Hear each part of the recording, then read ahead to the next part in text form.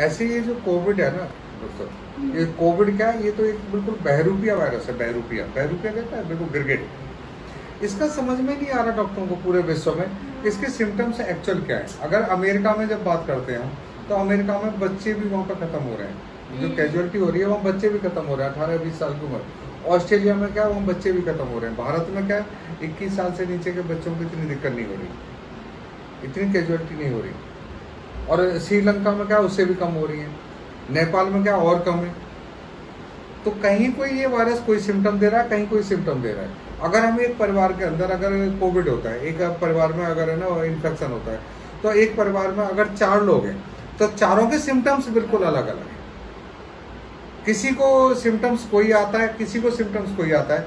तो जो हम इलाज देते हैं वो साइन और सिम्टम्स के बेस पर देते हैं, साइन और सिम्टम्स के बेस पर। एलोपैथिक दवाइयों में क्यों समस्या खड़ी हो रही है, क्योंकि डायग्नोसिस नहीं प्रॉपर बन पा रहे, क्यों वहाँ पे दिक्कत आ रही है, क्योंकि वहाँ पे एक पेशेंट के एक जैसे सिम्टम्स नहीं है। नॉर्मली क्या होता है, जब हम एक डिजीज का नामकरण करते हैं, जैसे कोई भी नामकरण एक बीमारी का करें, तो उसके सारे पेशेंटों के सिम्टम्स एक जैसे हो जाते हैं।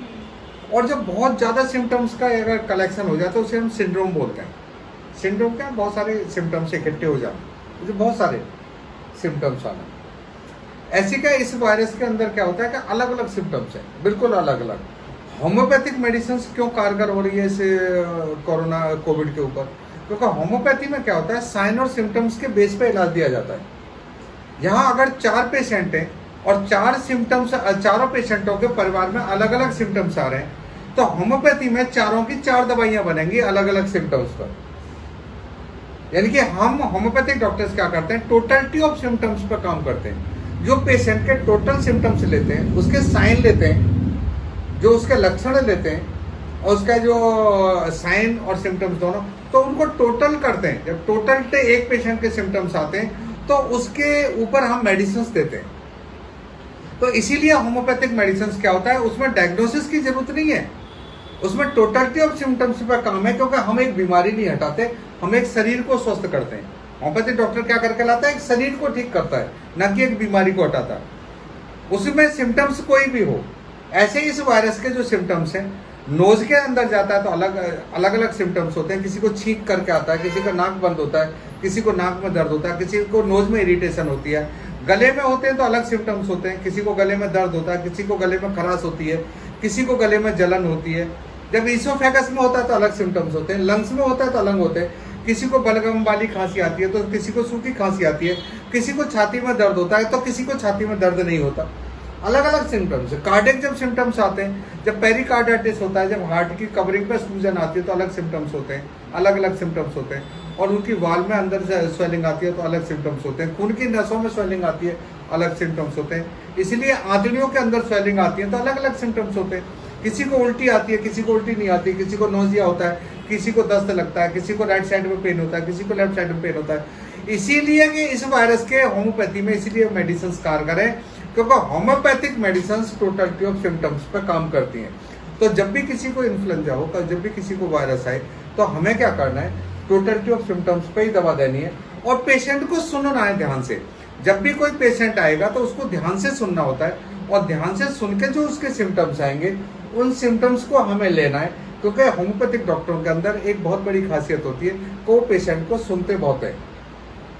कुछ डॉक्टर्स में जो दूसरी पद्धति के डॉक्टर्स हैं, उसमें क्या करते हैं, जब मलेरिया का पेशेंट है, जब दिमाग में आ जाए मलेरिया, तो उनके दिमाग में दवा आ जाती है।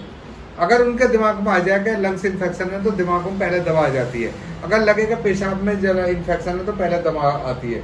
होम्योपैथिक डॉक्टर के दिमाग में जब तक दवा नहीं आती, जब तक पेशेंट पूरी बात न रख दे अपनी, तो होम्योपैथिक डॉक्टर पूरी बात को सुनता है। उसको सुनने के बाद में वो अपनी दवा का सिलेक्शन करता है, पोटेंसी का सिलेक्शन करता है, रिपीटेशन ऑफ डोज करता है।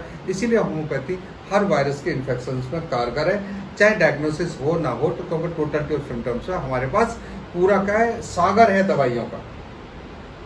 दवाइयाँ क्या है, सागर में, जैसे सागर नहीं होता, सागर की तरह हमारे पास दवाइयाँ। और एक एक दवाइयों के 2-2 हजार सिम्टम्स है, 2,500 हजार सिम्टम्स है। एक एक सिम्टम 4-4 लाइन का सिम्टम्स है। हर सिम्टम्स की अपनी एक जरूरत है। हमारे यहाँ सिम्टम्स को देखा जाता है कि यहाँ पे ये कौन से गाइडलाइन सिम्टम्स हैं, कौन से प्रोमिनेंट सिम्टम्स हैं, कौन से कंफर्मेटेड सिम्टम्स हैं, कौन से सब्जेक्टिव सिम्टम्स हैं, कौन से ऑब्जेक्टिव सिम्टम्स हैं, कौन से है ना, ये है ना अलग अलग सिम्टम्स होते हैं, सिम्टम्स होम्योपैथी में भरे पड़े।